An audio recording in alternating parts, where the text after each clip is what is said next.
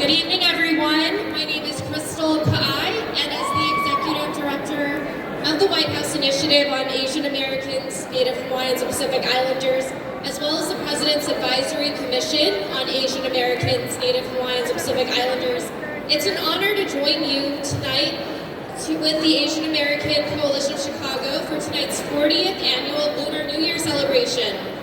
I want to start off by thanking this year's hosts, including Dr. Gwen Trung Kyu, Con Trang, and Doug Wynn, and all of the volunteers who have worked tirelessly behind the scenes to make this celebration possible. I would also like to acknowledge Governor J.B. Pritzker, Chicago Mayor Lori Lightfoot, U.S. Senator Tammy Duckworth, Congress members Raja Krishnamurthy, Jan Schakowsky, and Robin Kelly for the warm welcome to your beautiful state. The President sends his greetings to all who are gathered here tonight to celebrate the Lunar New Year, as we welcome both the Year of the Rabbit and the Year of the Cat. And a copy of the President's letter is available in your program booklet. Both the White House Initiative and the President's Advisory Commission on Asian Americans, Native Hawaiians, and Pacific Islanders were re-established by President Biden during AA and NHPI Heritage Month in May 2021 to advance equity, justice, and opportunity for our diverse and vibrant AA and NHPI communities. Together, we work in close partnership with our colleagues in the White House and across the federal government to coordinate interagency policymaking and to ensure that federal resources, funding, and programs are accessible to AA and NHPI communities across the United States. Now, this is a very wonderful celebration. I know that folks are still kind of talking. Can folks, can everyone take their seats, and can we silence a little bit? So I just wanted to talk about just the really incredible work that is happening across the administration, and we are so grateful to AACC for all of the work that you are doing to ensure that our communities have access to resources. And just earlier today, you hosted a really wonderful forum on education and economic development to ensure that our communities have access to resources.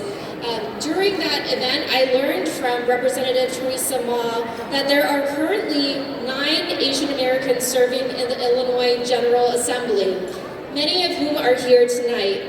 And I want to acknowledge how important it is to have that representation here in Illinois and across the country, because when our community has a seat at the table, we can make a difference. And that is exactly what your elected officials did here in Illinois by passing the TEACH Act, which Governor Pritzker signed into law in June 2021, making Illinois the first state in our nation to require the teaching of Asian American history in public schools. Representation also matters at the federal level as well, and I'm proud to serve in the most diverse presidential administration in history, where Asian Americans, Native Hawaiians, and Pacific Islanders are represented across the federal government. And this includes having an historic 3 Asian Americans in the President's cabinet, including Vice President Kamala Harris, U.S. Trade Representative Ambassador Catherine Tai, who also serves as a co-chair of our White House Initiative, as well as the Director of the White House Office of Science and Technology Policy, Dr. Arthi Prabhakar. But not only that, 14% of the presidential appointees and nominees at this administration identify as Asian American and Pacific Islander, which is double our share of the census population. This representation matters because, as my colleagues in the White House like to say, people are policy, and it's important to have people who represent the diversity of our country, not just because of the picture that we paint, but because it impacts the work and the policies that we carry out due to the lived experiences we bring to the table.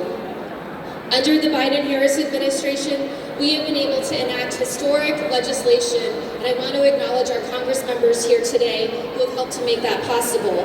This includes the bipartisan COVID-19 Hate Crimes Act to address the rise in hate crimes and violence impacting our communities. And it also includes historic legislation to create the first ever National Museum of Asian Pacific American History and Culture in Washington, D.C., so that our community's histories, stories, and contributions can be shared with the world. But we know there is still so much work we can and must do together to advance equity for our communities.